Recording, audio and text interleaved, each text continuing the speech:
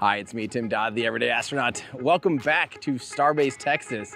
This is, of course, where SpaceX is building their Starship vehicles. This is part one of two parts. In part one, we're gonna take you around the factory, see what's new, see the ships, see the boosters, see Star Factory from the inside for the first time, and just learn a lot along the way. So stay tuned for part two, where we'll take you out to the launch pad, and we'll also follow up with Elon after the launch and see how it went.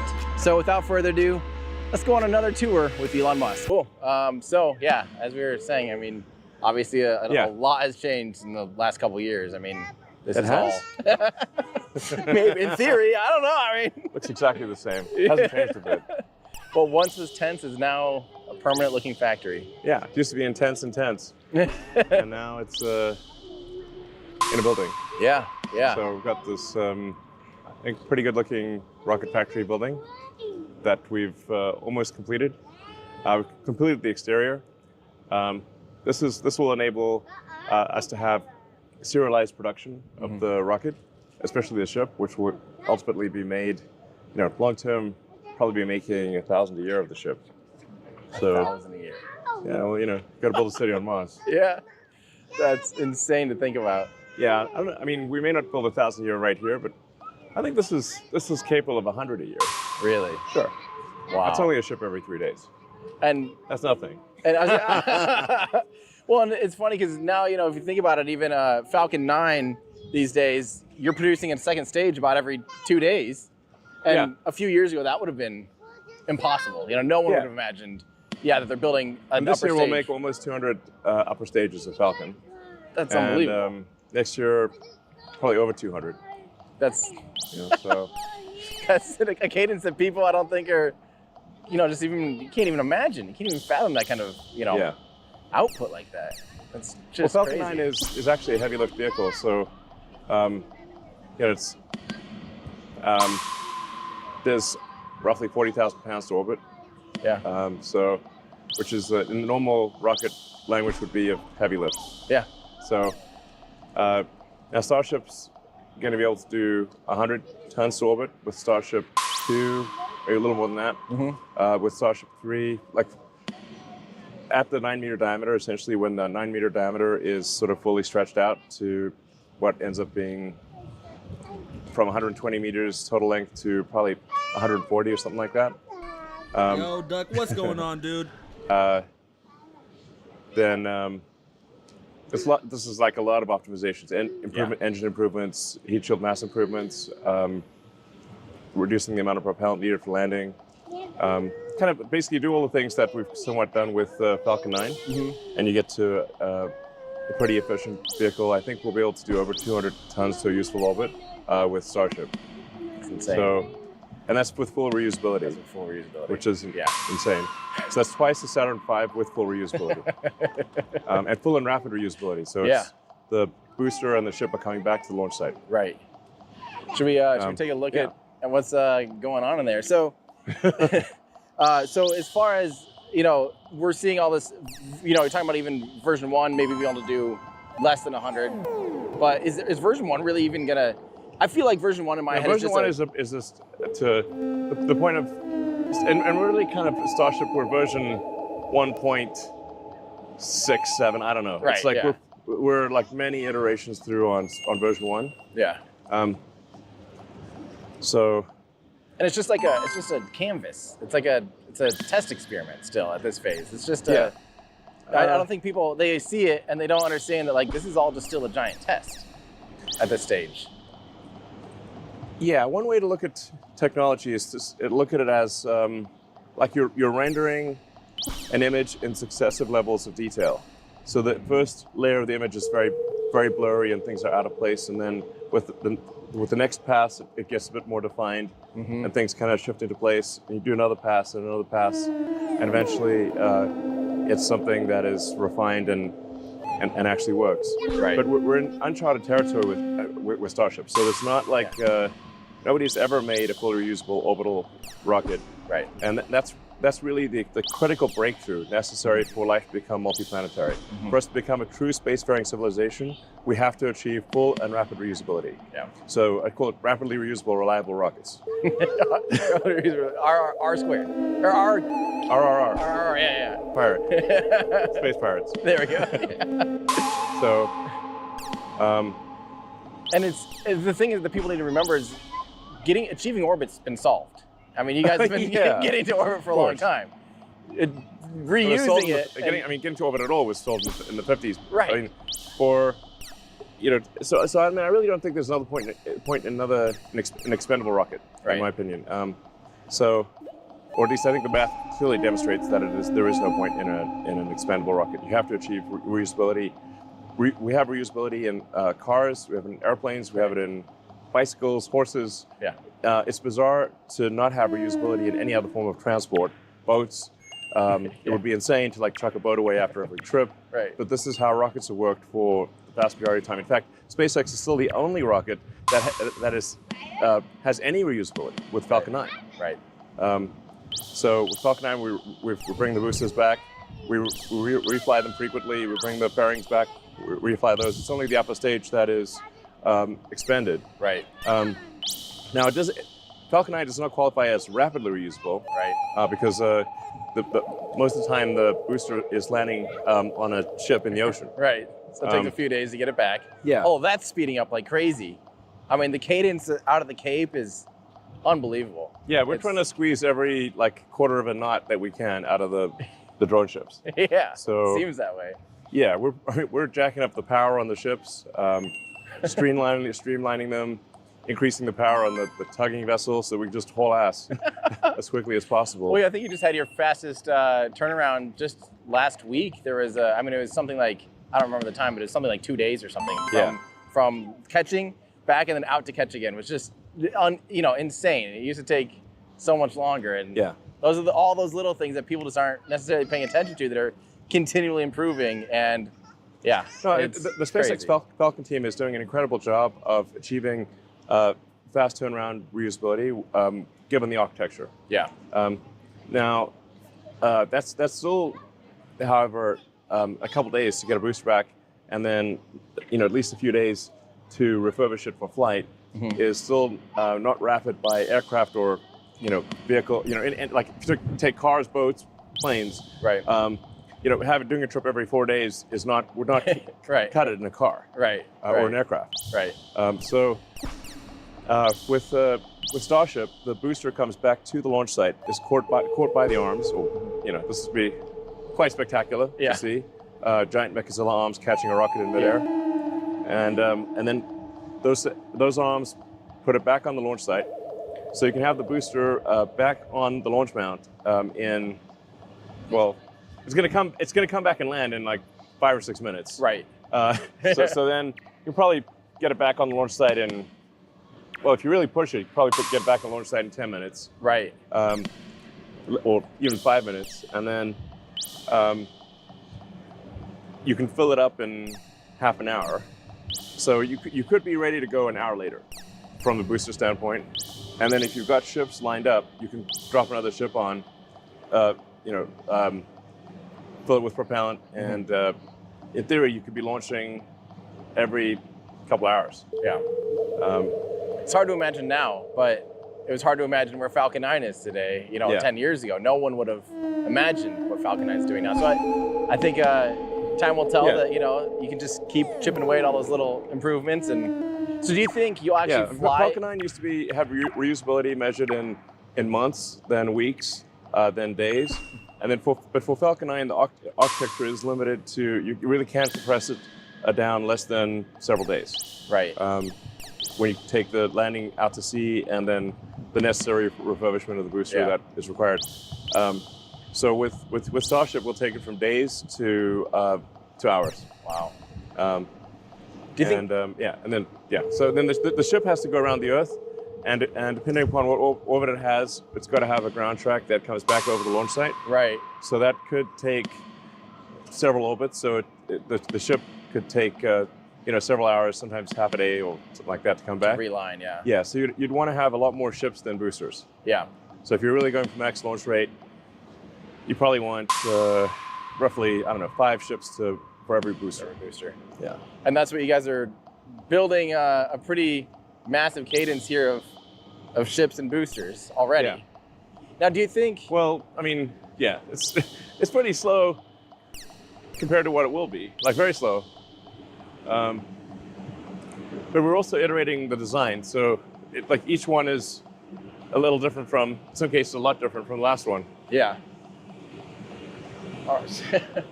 Are any of these what? Are any of these going to be the V2 yet? Are we starting to get close to some V2 hardware yet, or?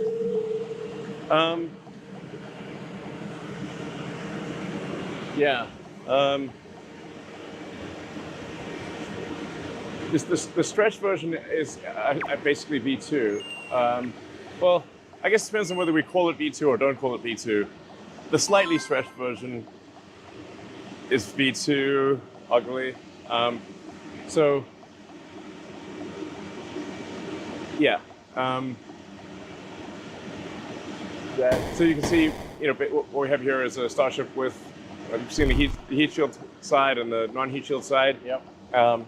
It's got the what we call the PEZ dispenser for tossing out the next generation Starlink satellites, the V3 satellites. So those will be very wide diameter, like sort of, I don't know, 7-meter diameter satellites. Yeah. So 22 feet or something like that. Right. So are these actually going to be like? Are we hoping to see after? Let's say this test goes well tomorrow. Do you think the next one's actually going to go for orbit and start deploying testing out, trying to deploy Starlink, or are we? Where do you think we're in that whole mix? Like, is that maybe a few more down the road to start actually deploying payloads into orbit? We'll see how this mission goes. I mean, this year is not about delivering satellites for Starship. It's all about ironing out the design question marks. Mm-hmm. So the major things that remain to be solved for Starship. The single biggest one is what does it take to get through the high heating of reentry? Mm-hmm. So you can see the heat shield that we have there. We have some, let's say like unsolved questions on the heat shield. A bunch of which we don't even know that they are questions, and some we're aware of because there have been challenges in the past, like with Space Shuttle. The sort of the hinge area and the hinge gap, and sealing that hinge gap and not having hot gas just go flowing super fast through the interface there. Yeah, at where the flap hinge is. Yep. Because if you get hot gas flowing through rapidly, that'll cook anything, including the tiles. So you've got a block. We've got a hot gas seal at the forward and rear flap hinge, and so one of the key questions is, does that seal work? Right. We think it'll work, but it may not work. Then there are some, questions of like how well do the tiles stay on? Right. There's a fundamental challenge here where the tiles are ceramics, so they're very brittle. They're like a coffee cup, right, or a dinner plate. Yeah. So you've got essentially a whole bunch of dinner plates stuck to a steel surface. The steel surface is getting cryogenically cold because of the propellants, so it's shrinking. Yeah. So on ascent, the rocket has shrunk. Yeah. So you can't have the gaps in the tiles be too tight, mm-hmm. or they will just shatter against each other. Yeah. The gap will be too tight. Yep. Then when it's coming in for landing, the shuttle, you no longer have the cryogenic propellant in the main tanks, mm-hmm. and the tiles get very hot. Yep. So now they want to expand. Yep. So you've got a contracted inner surface and expanding tiles. Oh, geez, yeah. Right. So now, and the thing is, like, you can't have a big tile gap because then the plasma will get in there and melt the primary structure behind it. Exactly. So like, what's the right tile gap?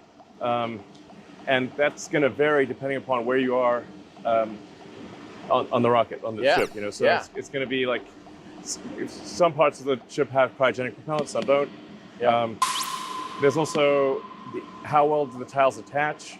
If we attach them and and we accidentally break one, but it's hard to see, then that could be an issue. Right. And we currently think we're probably not resilient to failure to loss of a tile in the hot sections of the ship that are the tank portion. So if The pressurized areas. Yeah, the pressurized areas, exactly. So, and so technically the nose will be pressurized too. So if the pressurized areas lose a tile and then you melt that area, that'll cause it to pop. Right. So the ship will explode. Yeah. So now people have asked, like, why are there some missing tiles in the rear of the ship? Well, like right now, Flight 4, you got, Yeah. I think, 3 tiles missing right now, yeah. Yeah, so those are in the rear of the ship, which is At the an skirt unpressurized part, right? region. Yeah. Yeah, so that's an unpressurized region where we think we can see. Well, you can have a melt through of the unpressurized region, and it will not cause failure of the vehicle. Yeah. Like you might have a little hole there or something. Right. But it's not going to pop the vehicle. Right. So you're literally doing it as like an A/B test, almost of like, Yeah, we want what to see happens if we're missing what a happens tile? if we lose a tile. Wow. Now, we do have plans for a secondary shield beneath the tiles that is much better than what we have right now. So right now some of this I can't say the details of it because it's like ITAR control, it's sort of secret. But the current material we use, we think is not resilient to tile failure. We have a new design that we think is resilient to a tile failure. So behind the underlying structure. Yeah, and essentially it's got ablative. So if you lose the tile, you have to Give your replace backup. the ablative. Right. So you'd have to you'd lose out on reusability because of the lost tile and the ablative. But you have a. But at least it's intact. Yeah.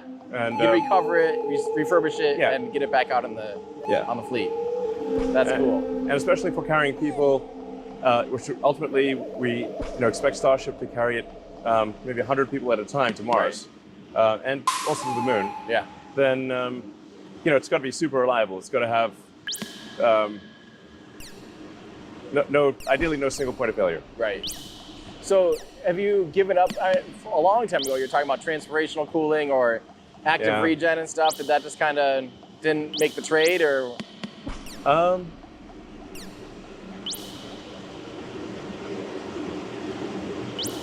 The mass trade that we did, I think it's this point, like it's 4 years ago or something like that, maybe 5.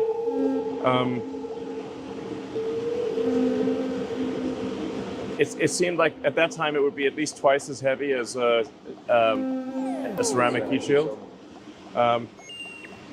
Now, since then, the weight of our ceramic heat shield has grown, and then when you factor in the secondary shield, that's additional mass. Right. So I don't know. It may not be that big of a difference between actively cooling a heat shield and having ceramic tiles. Have you seen what Stoke Space out in Washington is working on, where they have Aerospike's going to come out of my mouth because for some reason Aerospike comes out every time I talk about anything, but it's a Aerospike, but the base plug is actually the active regen heat shield. And so and it's expander cycle. So as it comes back through the atmosphere, it's actually, heated. They're using hydrogen to actively regenerate, and cool the heat shield, and just gets dumped out the nozzles basically as it's going, and that actually also gets some of the gas gets vented out through the middle. So you also have like a boundary layer there too of gaseous helium or hydrogen in the front, and it's being actively regen. I think it's a really cool concept, and I was really impressed. It made me just think about like regen, active regen in a different way, and I thought that was pretty neat. But I know you guys had talked about the transpirational cooling years ago, so I didn't know if, I think it's probably correct that a ceramic heat shield is going to do better than transpiration. There's also the question of like, if you go to Mars and you're coming in at hot and you're coming back to Earth, you're coming in come back from Mars to Earth, you're coming in very hot. Yeah. It's not clear whether transpiration cooling could succeed Keep there. up there. Yeah. Here's my wacky, dumb idea of the day is on the inside of the tank, if you had like a thermal camera, you have like a fire hose with cryogenic coolant, just spray if there's a burn through, Sure. spray it down from the inside. I don't know. I'll always be happy to throw out the dumb ideas. Especially when you have header tanks there, that are filled with the cryo all pressurized, ready to go. All it's gonna take is one heat shield tile missing potentially, and could have a bad day. There's a lot of ways to solve the problem. Yeah. So, what matters is that it is solved. Yeah. Even though, there are many ways to achieve full reusability. What matters is that it is achieved. Yeah, 100%. And then, once you're in the sort of over the hump of full reusability, whether one system is slightly better than the other is a secondary concern. Right. Yeah, it's tomato at that point. Yeah. Should we keep moving along here? Yeah. So when with Flight 3, when it broke up, that was mostly just because obviously it couldn't maintain orientation, so it didn't even have a chance of having the heat shield. You would have noticed that the engines, there was a lot of fire coming from the engines area, which is that's not good. Yeah. On re-entry. Right. Definitely when not. the engines aren't on. Yeah. So this is you can see we're just finishing. We try to get the shell completed as quickly as possible, but we still have a lot of work to do on the interior of the factory. But this will dramatically improve the production of the rocket. Yeah. It's being able to move from one station to another, which is a linear adjacent flow. I don't really know what that means, but. Well, the thing that really matters for, people talk about the moving production line of sort of Henry Ford and the automobiles. What actually matters is linear adjacent flow, as opposed to a production line that moves. So it's simple. Okay, yeah. Like one step leads to another. Yeah. And things move along in a cadence. Okay, yeah. Yep. And you don't have to have the physical. It doesn't matter whether there's a conveyor belt or not. Got it. That's a secondary concern. Got it. Doesn't matter. It just matters that there's a tempo. So every station has roughly the same amount of work time. Right. And things move from one station to the next station, and the specialization of labor at each station. Yes. Okay. So these are the principles that actually matter. And that's what you guys kind of solve by doing the tents first, because you could just willy-nilly rearrange things, see how things are actually falling, see what order things are going in. But the tents were very inefficient once you know what you want to build. Yes. Yep. Yeah. So it was your 5-step thing of don't get too far along in the automation before you. Yeah, you don't know what you're going to build. Yep. It's difficult to convey just how much this is. We don't even know what the rocket would look like. Yeah. So. And in some senses, you still don't necessarily know. It's still changing. At this point, we're confident that this architecture is at least one of the solutions. Yeah. That's not to say there couldn't be other solutions like the one you talked about, but this will work. Yeah. It's just a question of ironing out the bugs, and improving the performance of everything from the engines to the avionics to the primary structure, the heat shield, everything. Yeah. But it will work. Yeah. I think I was mentioning, or I was beginning to say that the most important, the toughest remaining problem is a reusable orbital heat shield. Mm-hmm. So nobody has ever made a reusable orbital heat shield. So the space shuttle is closest. Yeah.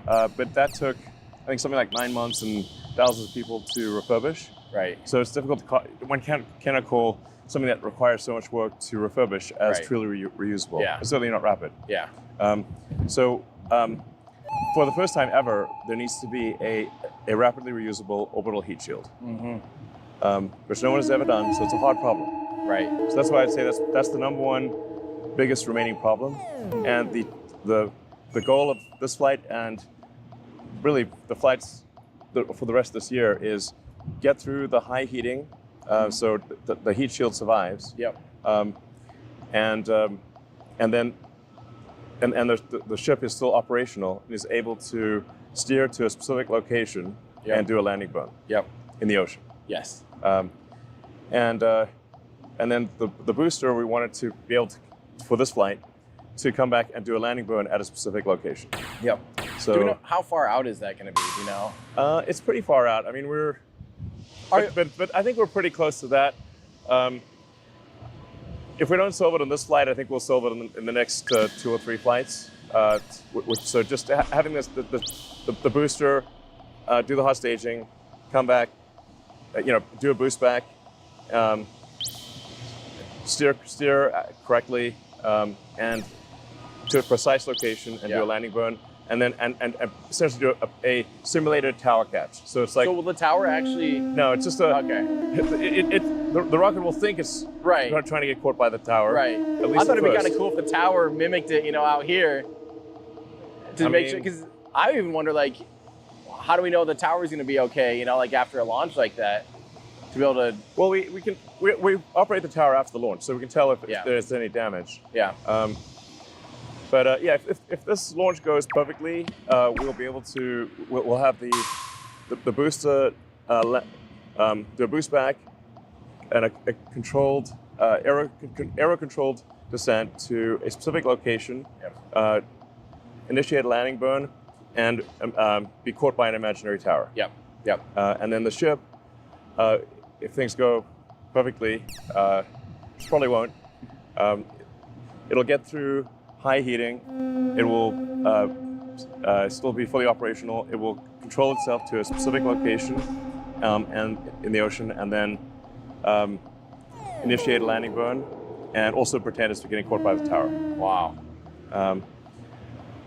Now I think I think we've got maybe a 50-50 chance of the heat shield working. Mm-hmm. I mean, that's decent.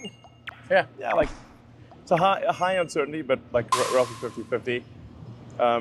But if not on this flight, then in the next 2 or 3 flights, I think we'll solve that. Yeah. Well, and you guys, let's kind of head over here. You guys did make a decent amount of changes to hopefully ensure re-entries better this time. Like you added some new roll thrusters. Oh yeah. And a few things like that. Yeah. What happened there that the roll thrusters got? Because they got clogged. It sounds like. Yeah. Don't tell me that was the old conversation we had of hot gas thrusters and all that stuff, or was it? Which still, I'm still confused because they got ice. We think ice in the valves. Okay, in the valves, not necessarily, or in somewhere along the stream.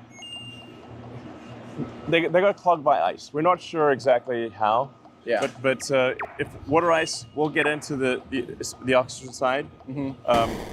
There's a small amount, since we're the location that we're tapping off the engine is not pure O2.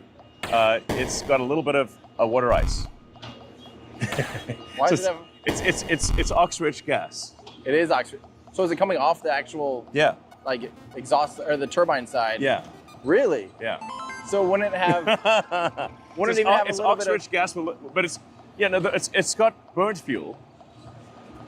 Yes. Wouldn't it have a little bit of CO2 in it too then? And can that turn into an ice? Yeah, can you freeze CO2 at that temperature? Because I think. Yeah. Well, anyway, it's got stuff that can turn solid at cryogenic temperatures. The thing that's relevant. Right. So. Yeah, ice, whether it be water ice or CO2 ice or whatever. Ice. Yeah. And it's solid stuff that blocks blocks things. So we've improved the sort of ice strainers or the ice catchers. Yeah. We've improved the valves. And something I think we'll do in the future is move to for critical valves, series parallel valves. Mm-hmm. So any one valve failure does not, no matter what happens, does not take out the ability of the ship to orient itself correctly. So are you avoiding doing like a more of a traditional heat exchanger, like a round Raptor? Like I think Merlin probably does that, where it has a heat exchanger just to heat up, to be able to provide OLEDs and stuff. Yeah. I'm curious. I've never heard of an engine using like already combusted to be able to be the ullage gas. You know, like off the pre-burner. That's pretty unusual. I think, at least. I don't know. Yeah. Well, our rocket is autogenously pressurized. Yep. So we're pressurizing the fuel side with gaseous fuel. Yep. And the oxide with mostly gaseous oxygen. Yep. Now, in the case of autogenously pressurized, we have to create the gas. We're not merely warming up a gas. We have to produce the gas. Oh, interesting. Is that how the shuttle did it too then? Because the shuttle ran on the RS-25s had autogenous pressurization. On the hydrogen side, yeah. I think that I guess I don't know if it's on both. was it on both? I don't know. I don't know. I think it was at least on the hydrogen side. Maybe on both. But when you have autogenous pressurization, you've got to produce the gas, not just heat it up. Okay. So there's a lot more mass you've got to come up with. Yeah, literally. Yeah. Yeah. It actually affects our max power especially on the fuel side. So the fuel pump has to work. Well, both pumps have to work harder, but the fuel pump especially is a limiting factor. Like if we turned off autogenous pressurization on the fuel side, we'd actually be able to get more power out of the fuel pump. Oh yeah, because you're having to drive all that. Yeah, you've got to gasify. Yeah, you're bleeding mass flow. Right. From the, from the engine. Yeah, from the engine. Yeah. I mean, there's quite a lot of work in taking a cryogenic liquid and heating it up to be a hot gas. Right. So you got a phase transition and that big temperature delta. Yep. So it's actually a lot of work to produce the hot gas from a cryogenic liquid. That's crazy. So is that what also? Can we kind of step in here and see all the boosters? This is crazy. Is that what also was the blockage of the ox tank on the booster too? Then similar ice buildup blockage, or was it on flight 3 the Raptors were shutting down during boost back burn and had an ice buildup? Is it a similar thing to that? Sorry, it's hard to hear you. Yeah. Is that what caused the booster to shut down on flight 3 with the ice buildup? Was it a similar type of thing, like an autogenous pressurization issue that clogged a few of the engines? Yeah, we didn't have enough pressure to start the engines. Okay. So we were low pressure start.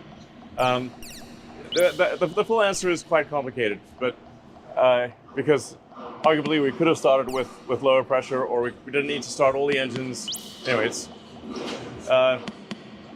this time we expect to have a lot more pressure, and we are able to start at lower pressure, and we don't need to have all the engines fired. Okay, cool. Hopefully. Yeah. So.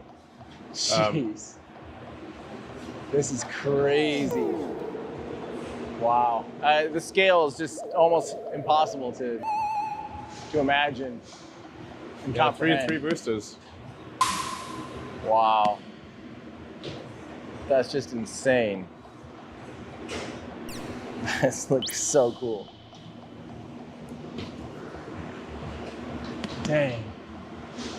A lot of engines. Yeah. It's an insane amount of engines. I mean, right here we're looking at, what, 99 engines for these 3 vehicles? 99 engines and 99 Raptors on a wall. 99 engines and a ship ain't one. Yeah. That's absolutely insane. The scale of these things, it's just hard to fathom. Wow. So, you guys are trying to move down to 3 grid fins, is that right? From the 4, is that? It's not a high priority. It's a mass optimization to move. You definitely only need 3. Yeah. And I think technically you could do it with 2, if you're willing to oscillate. Yeah, like turn for yaw, then roll again for pitch. And yeah, that's definitely, you're asking for a bit of trouble if you just have 2 grid fins. Right. But it is technically possible. Right. The 3 for sure. But that's a fairly minor optimization. Right. With the cowbell diverter things, the ullage gas thrusters or whatever, I need to clear something up for myself because I'm getting confused.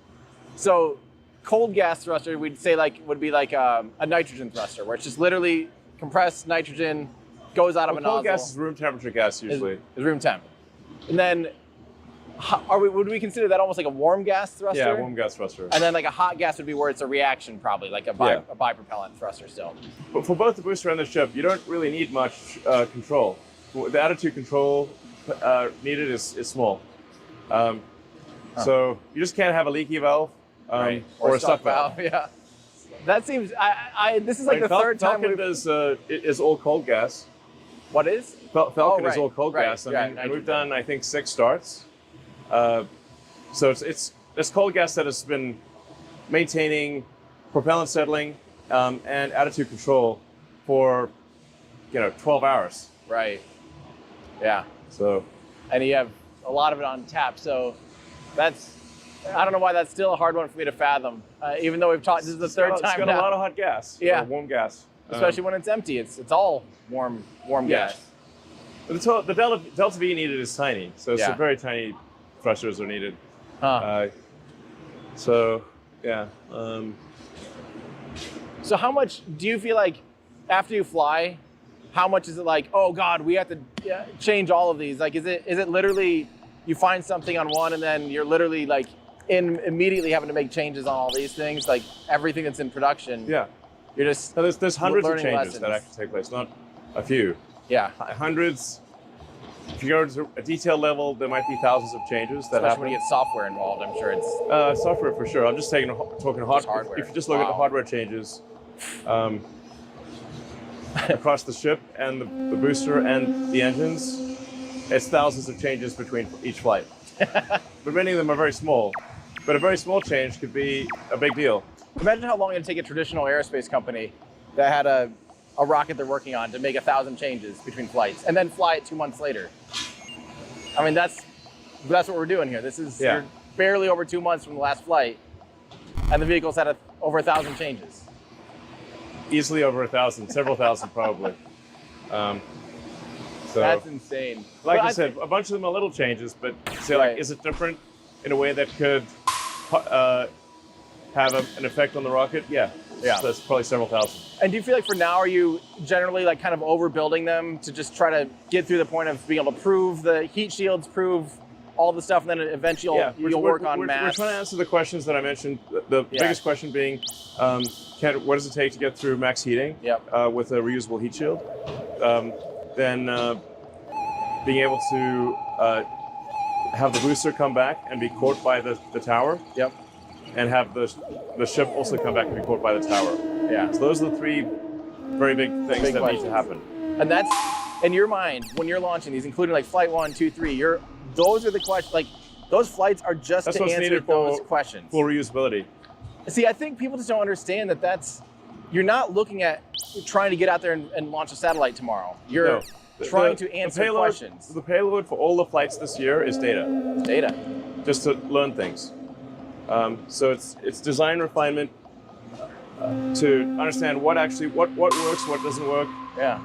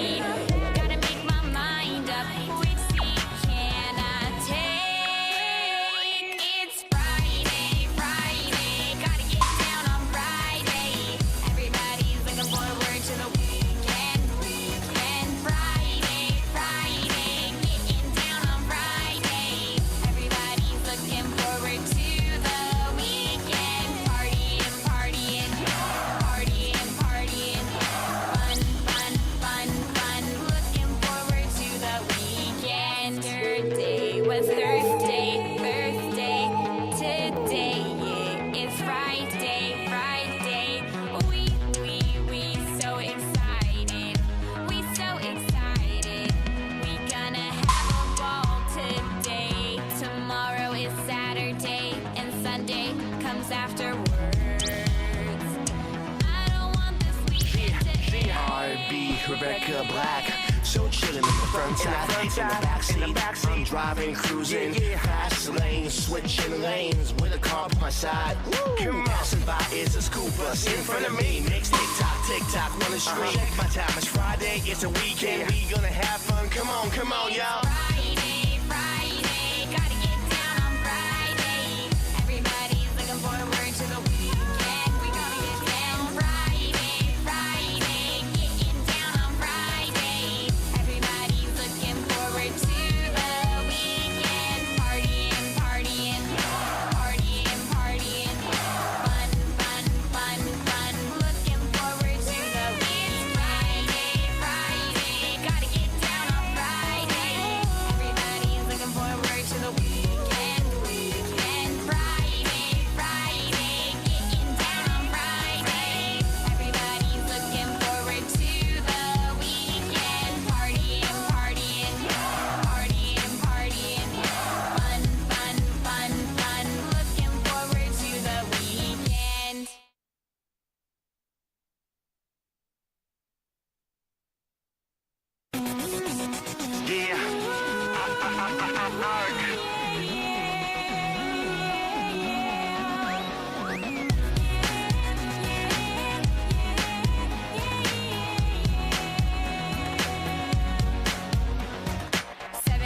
Waking up in the morning, gotta be fresh, gotta go downstairs, gotta have my bowl, gotta have cereal, seeing everything, the time is going, ticking on and on, everybody's rushing, gotta get down to the bus stop, gotta catch my bus, I see my friends, kicking in the front seat, sitting in the back seat, gotta make my mind up, which seat can I take?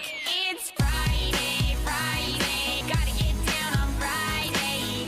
Everybody's looking forward to the weekend. Weekend. Friday, Friday, getting down on Friday. Everybody's looking forward to the weekend. Partying, partying, partying, partying.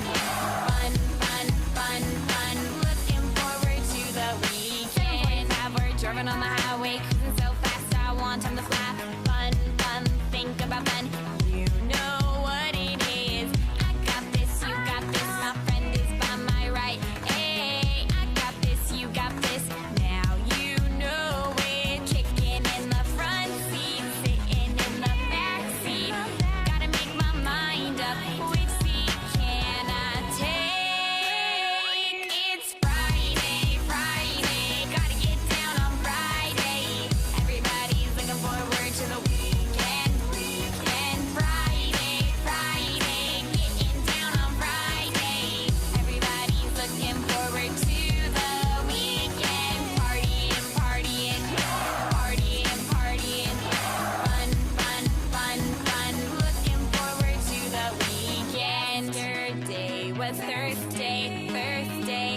Today it's Friday, Friday. We so excited. We so excited. We gonna have a ball today. Tomorrow is Saturday and Sunday comes afterwards. I don't want this weekend to end. R&B, Rebecca Black. So chillin' in the front side, in the backseat. I'm driving, cruising, fast lane, switching lanes with a car by my side. Passing by is a scoop bus in front of me. Makes tick tock, wanna stream. My time is Friday, it's a weekend. We gonna have fun. Come on, y'all. Friday, Friday, gotta get down on Friday. Everybody's looking forward to the weekend. We gotta get down Friday, Friday, getting down on Friday. Everybody's looking forward to the weekend. Partying, partying, partying, partying. Fun, fun, fun, fun. Looking forward to the weekend. Friday, Friday, gotta get down on Friday.